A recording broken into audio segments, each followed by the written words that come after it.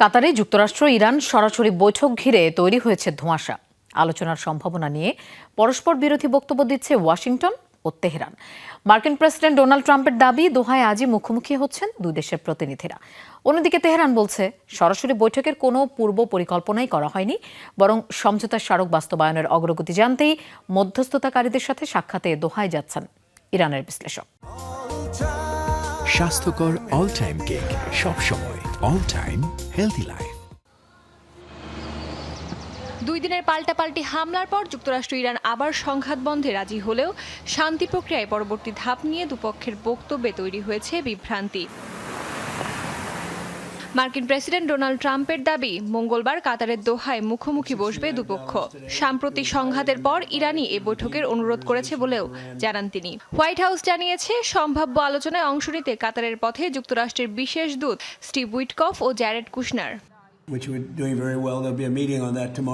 আগামীকাল দোহায় এ বিষয়ে একটি বৈঠক হবে। সেটি গুরুত্বপূর্ণ হতেও পারে, আবার নাও হতে পারে। আমরা তা জানতে পারবো। সামরিকভাবে আমরা প্রায় জিতেই গেছি। আমরা চাই না ইরানের কাছে পারমাণবিক অস্ত্র থাকুক, আর তাদের কাছে পারমাণবিক অস্ত্র থাকবেও না। তারা এতে রাজি হয়েছে। তবে ট্রাম্পের দাবি সরাসরি নাকচ করেছে ইরানের পররাষ্ট্র মন্ত্রণালয়। তেহরানের ভাষ্য, চলতি সপ্তাহে কোনো কারিগরি বা ওয়ার্কিং গ্রুপের বৈঠকের সূচি নেই। তবে তেহরানের জব্দ করা অর্থ ফেরতের অগ্রগতি আলোচনায় একজন বিশেষজ্ঞ প্রতিনিধিকে কাতারে পাঠানোর কথা জানিয়েছেন। আমাদের কোনো ওয়ার্কিং গ্রুপের নির্ধারিত বৈঠক নেই, তাই দোহায় আমাদের কোনো আলোচনাও হচ্ছে না। গণমাধ্যম থেকে জেনেছি কয়েকজন মার্কিন কর্মকর্তা সেখানে যাচ্ছেন, তবে কাতারে ইরানি বিশেষজ্ঞ প্রতিনিধি দলের উপস্থিতির সঙ্গে এর কোনো সম্পর্ক নেই।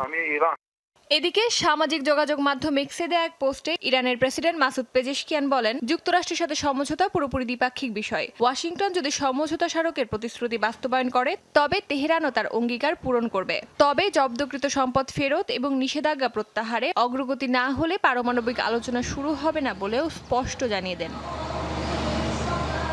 এর আগে যুক্তরাষ্ট্র ইরান টানা 2 দিনের পাল্টাপাল্টি হামলায় সম্ভাব্য সমঝোতা প্রক্রিয়া নিয়ে নতুন করে অনিশ্চয়তা তৈরি হয়।